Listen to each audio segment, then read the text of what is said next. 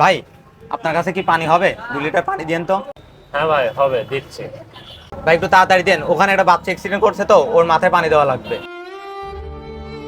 ভাই দেয়া যাবে, দাম কিন্তু ভাই 600 টাকা দিতে হবে। কি বলেন ভাই, 2 লিটার পানির দাম তো 40-45 টাকা, আপনি 600 টাকা চাচ্ছেন কেন? ভাই আপনি তো ভাই এত পেশাল পাততে পারবো না। আশেপাশে ভাই আর কোনো দোকানে পানি নাই, 600 টাকা হলে নেন, না হলে ভাই জানতো ভাই ডিস্টার্ব করেন না। ঠিক আছে ভাই, 600 টাকায় নিন, তাও আপনি পানি দেন, বিপদে পড়ছে, এখন কি করার। পানির বোতল এলেন ভাই। যাক, এই সুযোগে এখন ব্যবসা হয়ে গেল।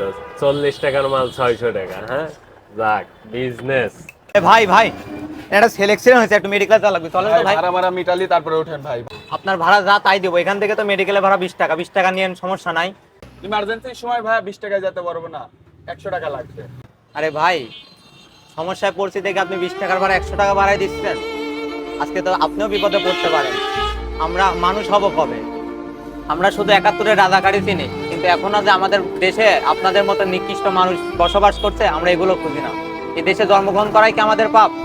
এটাই কি আমাদের ভুল যে এখন আমরা বিপদে পড়ছি বলে আমাদের 20 টাকার ভাড়া 100 টাকা দিতে হবে? কোন দেশে বসবাস করি আমরা? আসুন আমরা সবাই মিলে সুস্থ সমাজ গড়ি, ভবিষ্যৎ প্রজন্মকে একটা সুন্দর বাংলাদেশ উপহার দিই।